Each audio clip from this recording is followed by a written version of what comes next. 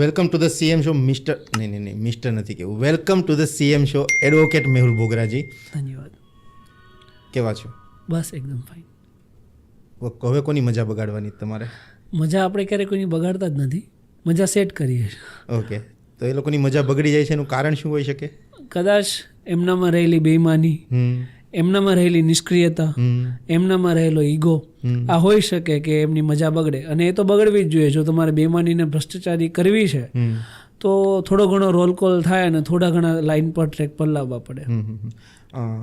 ભ્રષ્ટાચારથી સીધી શરૂઆત કરવી છે આપણે, કેમ કે સૌથી સળગતો મુદ્દો અને યુવાનોને જો કોઈ વસ્તુ પર ધ્યાન આપવાની જરૂર છે આજના સમયમાં તો એ છે ભ્રષ્ટાચાર. કેમ કે ભ્રષ્ટાચાર એક એવી દિમક છે જે દેશને આજે નહીં તો કાલે ખોખલો કરી જ નાખશે. અને એક આંકડો એવો કહેવાતો, ફોર એક્ઝામ્પલ આપણે પહેલાંના સમયનું લઈએ તો એવું કહેવાતું કે 100 રૂપિયા ગ્રાન્ટ પાસ થાય તો લગભગ 15-20 રૂપિયાનું કામ થતું હશે. આજના સમયમાં શું લાગે, 15-20નું પણ કામ થતું હશે? નહીં, ગ્રાન્ટ તો નહીં, પણ પહેલાં કદાચ આપણે વાત કરીએ તો પહેલાં ભ્રષ્ટાચાર સસ્તો હતો ઇન ધ સેન્સ કે પહેલાં 20, 50, 500માં કામ થતા. અત્યારે ભ્રષ્ટાચાર પણ મોંઘો છે કે 5,000, 10,000, 20,000, 5 લાખ સિવાય વાત થતી નથી. ચાહે પછી નાની કચેરી હોય, ચાહે પોલીસ સ્ટેશન હોય, ચાહે મહેસૂલ ખાતું હોય કે કોઈ પણ કામ હોય, આવકનો દાખલો કઢાવવાથી લઈને FIR સુધી, કોઈ પણ વ્યક્તિ સામાન્ય હોય સરકારી કચેરીઓમાં જાય એટલે એને વહીવટ લાખોમાં કરવા પડે છે. એટલે હાલ ભ્રષ્ટાચાર પણ મોંઘો થઈ ગયો છે. રાઈટ. ભ્રષ્ટાચારનું મૂળભૂત કારણ શું હોય? ભ્રષ્ટાચારના 2 પ્રકાર. પહેલા તો ભ્રષ્ટાચાર 2 પ્રકારના હોય છે, એક એક્સપ્લોઇટિંગ અને એક બેનિફિશિયલ. હું હંમેશા વિરોધ કરું છું એક્સપ્લોઇટિંગ કરપ્શનનો.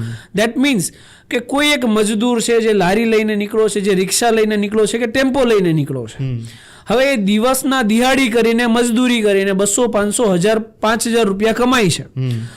એનું રુદન અને એના આક્રંદ વચ્ચે તમે એની પાસેથી 200, 500 કે 1000 રૂપિયા પડાઈ લો છો ને, તો એ શોષિત ભ્રષ્ટાચાર છે. એ પૈસો તમને કે તમારા સંતાનોને પણ નડવાનો છે.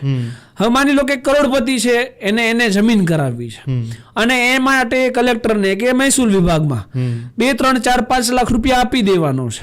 તો એનાથી એ કરોડપતિ બિઝનેસમેનને કંઈ ફરક નહીં પડે, પણ જે મજૂર પાસેથી 500 રૂપિયા લેવામાં આવ્યા ને આખો દિવસ પડખા ફરશે કે આજે મારા 500 રૂપિયા ગયા, હું મારા છોકરાને આજે એક સમયનું ભોજન પૂરતું નહીં આપી શકું. તો હું હંમેશા આ જે એક્સપ્લોઇટિંગ એટલે કે શોષિત ભ્રષ્ટાચાર છે ને એના વિરુદ્ધમાં છું અને એ હંમેશા ચાલુ રહે.